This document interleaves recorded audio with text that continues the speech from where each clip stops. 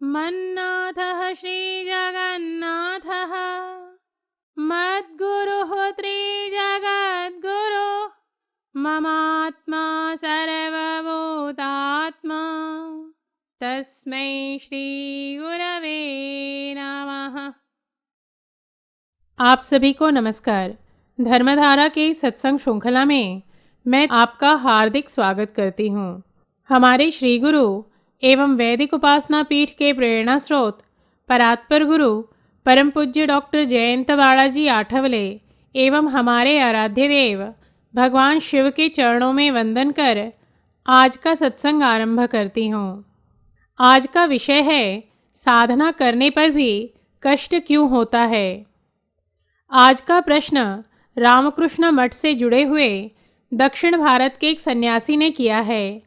उन्होंने अपना नाम गोपनीय रखने का निवेदन किया है, अतः मैं उनका नाम नहीं बता रही हूँ, किंतु उनके पूछे प्रश्नों से अन्य साधक एवं सन्यासियों को भी दृष्टिकोण मिले, इस हेतु आज के सत्संग में यह प्रश्न ले रही हूँ।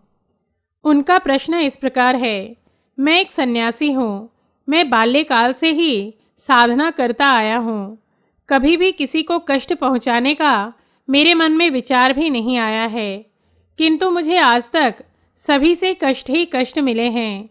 अनेक व्यक्तियों ने मेरे साथ छल किया है, मेरा मानसिक और आर्थिक उत्पीड़न किया है। मैं रामकृष्ण मठ से दीक्षित एक सन्यासी हूँ।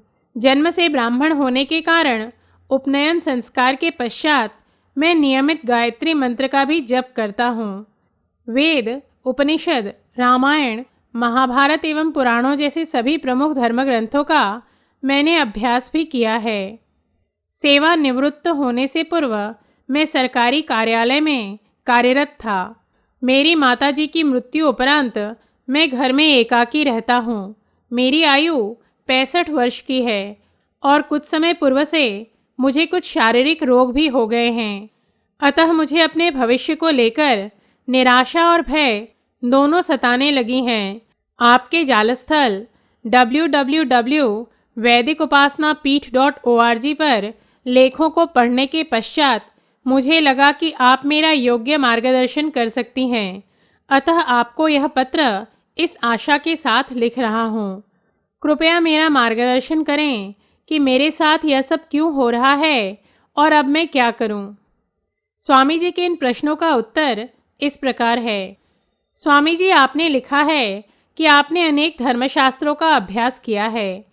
ऐसे में आपको ज्ञात ही होगा कि साधक का जीवन संघर्ष के सिवाय और कुछ नहीं होता और यही संघर्ष उसका तप होता है। आप धार्मिक हैं और साधनारत भी हैं। ऐसे में आपको तो ज्ञात ही होगा कि आपके जीवन में घटित होने वाले कष्टों के मुख्यतः 2 कारण हैं। एक तो इस जन्म में आपने तीव्र प्रारब्ध के साथ ही अपने संचित का भी कुछ भाग भोगा है, अतः आपको आपके कष्ट की तीव्रता अधिक प्रतीत हो रही है। और दूसरा कारण यह है कि कालानुसार आपको अनिष्ट शक्तियां भी कष्ट दे रही हैं। ध्यान रखें, सामान्य व्यक्ति के रूप में हम अज्ञानतावश प्रत्येक जन्म में ईश्वर से अपने दुखों को दूर करने का निवेदन करते रहते हैं। कर्मफल न्याय के सिद्धांत अनुसार हमारे दुख दूर नहीं होते हैं, वे आगे के जन्मों में भोगने हेतु संचित में चले जाते हैं। जब हम दृढ़ निश्चय कर साधना करने लगते हैं और हमारे अंदर ईश्वर प्राप्ति की तीव्र उत्कंठा निर्माण हो जाती है, तो साधना के कारण हमारे संचित नष्ट होने लगते हैं। फलस्वरूप हमारे कष्टों की तीव्रता कुछ काल के लिए बढ़ जाती हैं। आपके तीव्र प्रारब्ध के कारण ही आपको भिन्न प्रकार के एवं भिन्न माध्यमों से उत्पीड़न को सहन करना पड़ा है और सूक्ष्म जगत की अनिष्ट शक्तियाँ आपके इन कष्टों की तीव्रता को बढ़ा देती हैं, जो वे इस काल में सभी साधकों के साथ कर रही हैं।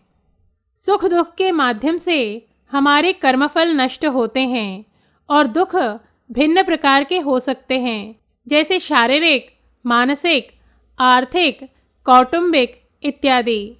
आप साधनारत थे, अतः ईश्वरीय कृपा के कारण आप इतने कष्ट सहन कर पाए, किंतु यह जानकर आश्चर्य हो रहा है कि आप ज्ञानी और सन्यासी होकर भी अपने भविष्य को लेकर निराश और भयग्रस्त हैं। सन्यासी तो ईश्वर के संतान होते हैं। उनका भरण पोषण और संरक्षण तो स्वयं परमेश्वर करते हैं। अतः अपनी श्रद्धा, भक्ति और शरणागति को दृढ़ करें। अपने पत्र में आपने बताया है कि आप रामकृष्ण मठ से दीक्षित सन्यासी हैं, तो आप उन्हें संपर्क करें और अपना शेष समय आश्रम में बिताएं। इससे आपकी साधना को पोषक वातावरण मिलेगा और साधकों, उन्नतों एवं संतों का दिव्य सानिध्य तथा सत्संग भी मिलेगा। परिणाम स्वरूप आपके जीवन का शेष समय आनंद में बीतेगा। प्रत्येक आश्रम में वृद्ध सन्यासियों की यथोचित देखभाल की जाती है, अतः आप निसंकोच वहाँ के स्थानीय आश्रम में संपर्क करें। वस्तुतः संत आश्रम को तो ब्रह्मचारियों, वानप्रस्थियों एवं सन्यासियों के लिए ही निर्माण करते हैं, अतः उस स्थान का अपनी साधना हेतु लाभ उठाएं। धर्म ग्रंथों का अभ्यासक निराश और भयभीत नहीं हो सकता, और भगवान श्री कृष्ण ने भगवत गीता में स्वयं कहा है कि वे अपने अनन्य भक्तों के योगक्षेम का स्वयं वहन करते हैं और उनके इस ब्रह्म वाक्य पर पूर्ण श्रद्धा रख अपनी साधना को बढ़ाएं। ईश्वर आपकी निश्चित ही सहायता करेंगे।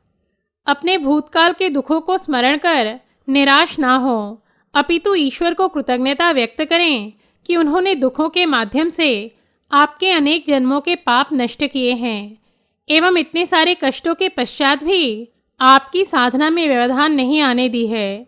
यदि सर्वप्रयास कर आपको कहीं आश्रय नहीं मिलता है तो आप हमारे आश्रम को अपना घर समझकर अवश्य पधारें। यहाँ हमारे श्री गुरु जिस प्रकार हमारा ध्यान रखते हैं उसी प्रकार आपका भी अवश्य रखेंगे। आशा करती हूँ कि स्वामी जी के इन प्रश्नों के समाधान से अन्य दुखी एवं निराश साधकों को भी योग्य दृष्टिकोण मिला होगा। आज इन्हीं शब्दों के साथ हमारे श्री गुरु परम पूज्य डॉक्टर आठवले एवं भगवान शिव के चरणों में कृतज्ञता व्यक्त कर सत्संग समाप्त करती हूँ। धर्म और अध्यात्म से संबंधित धर्मधारा के सत्संग श्रृंखला में हम नए तथ्यों के साथ पुनः उपस्थित होंगे। तब तक के लिए नमस्कार। जय तो हिंदू राष्ट्रम।